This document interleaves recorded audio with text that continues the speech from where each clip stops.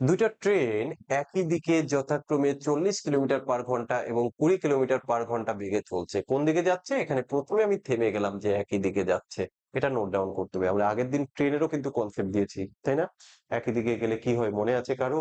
একই দিকে যদি যায় সেখানে কি হয় তাদের রিলেটিভ স্পিড মাইনাস করতে হয়। যখন একই দিকে যাবে মাইনাস করবে, যখন অপোজিট দিকে যাবে সেখানে প্লাস করতে হয়। তাহলে এখানে কিন্তু আমরা বুঝে গেছি তাদের রিলেটিভ স্পিডটা মাইনাস করতে হবে। যদি প্রথম ট্রেনের দৈর্ঘ্য 120 মিটার হয়, তবে দ্বিতীয় ট্রেনে বসে থাকা এক যাত্রীকে অতিক্রম করতে কত সময় লাগবে? তার মানে এখানে কি চাওয়া হয়েছে তোমার কাছে? তোমার কাছে টাইম চাওয়া হয়েছে। আর টাইম ইকুয়াল টু তুমি জানো ডিসটেন্স বাই হচ্ছে স্পিড। বাট এখানে স্পিড কত? 40 আর হচ্ছে 20। তাহলে আমরা এখানে রিলেটিভ স্পিডটা বের করব। বলো দেখি তোমরা উত্তর দাও। আমি এইটুকু করে ছেড়ে দিচ্ছি। 40 - 20 ইকুয়াল টু হচ্ছে 20 কিলোমিটার/আওয়ার। বলো দেখি কতজন সঠিক উত্তর দিতে পারছো? লক হয়ে গেল কেন? বলো।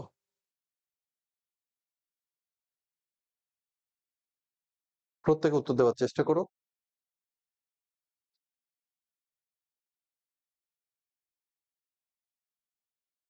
বলো, প্রত্যেকে উত্তর দেওয়ার চেষ্টা করো। কত হবে? প্রায় হয়ে গেছে কিন্তু। দেখো ঘাবড়ানোর কোনো কারণ নেই।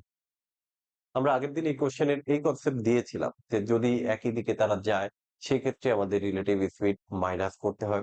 যদি অপোজিট দিকে যায় তাহলে সেখানে আমাদের প্লাস করতে হয়, রাইট? তো এবার আমরা কি করে করব? আচ্ছা, তোমাদের 18 উত্তর এসেছে, তাই তো?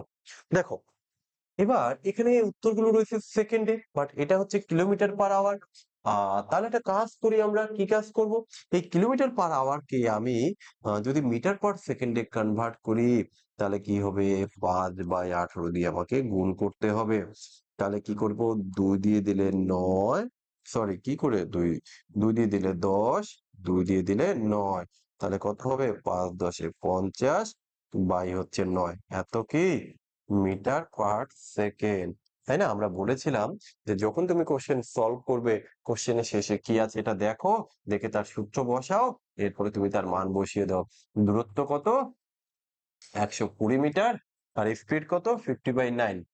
50/9 ক্যালকুলেশন করো। 120 ইন্টু 9 বাই হচ্ছে 50। এই তো পয়েন্ট আসবে নাকি? 9 12 108 বাই হচ্ছে 5। ঠিক আছে, 21.6। 5 দুগুণে 10, 5 ছকে 5, 5 6 30। 21.6 অপশন নাম্বার বি।